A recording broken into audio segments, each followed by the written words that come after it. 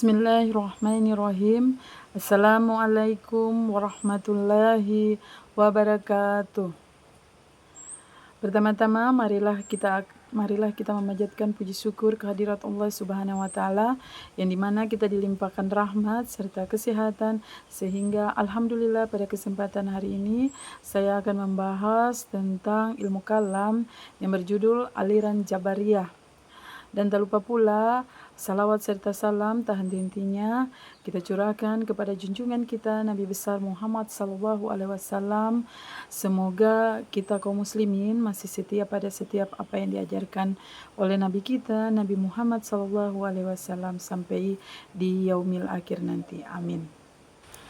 Aliran Qadariyah adalah mazhab teologi Islam yang menekankan kebebasan manusia dalam berkehendak dan bertanggung jawab atas perbuatannya sendiri.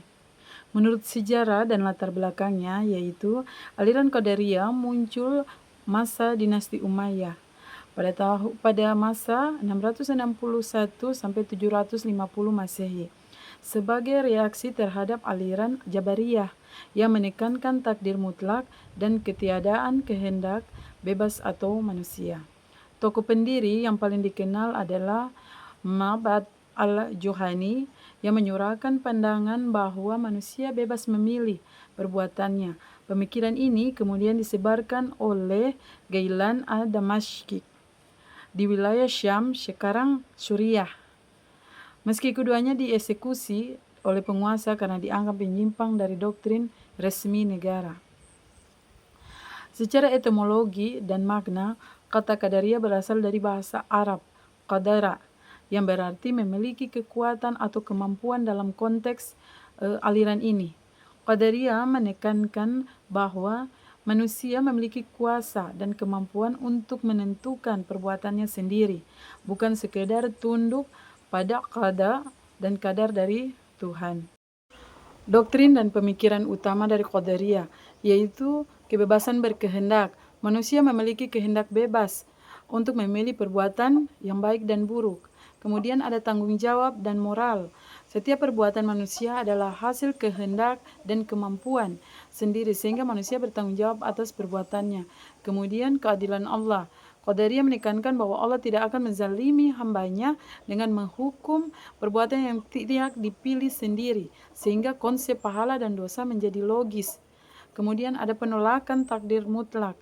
Aliran ini menolak pandangan bahwa semua perbuatan manusia telah ditentukan secara mutlak oleh Allah sejak azali.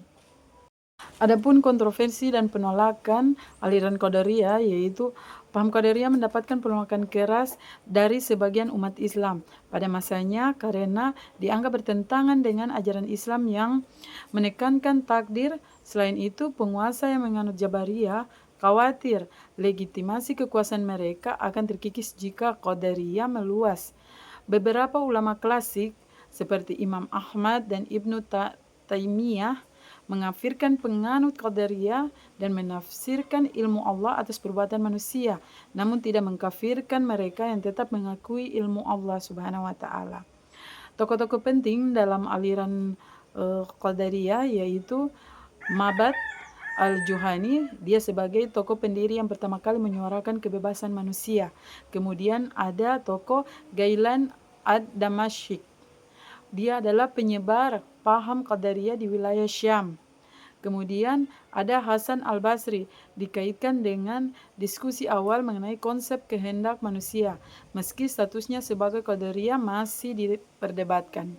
Aliran Qadariyah tetap menjadi bagian penting dalam sejarah teologi Islam karena menekankan kebebasan manusia, tanggung jawab moral, dan keadilan Allah yang menjadi dasar diskusi teologis hingga berabad-abad kemudian. Baiklah, sampai di sini materi saya atau pembahasan saya tentang aliran Qadariyah. Mudah-mudahan teman-teman yang menyaksikan bisa menambah wawasan sekaligus pengetahuan tentang aliran Qadariyah. Untuk itu saya akhiri dengan ucapan wabillahi taufiq wal hidayah. Wassalamualaikum warahmatullahi wabarakatuh.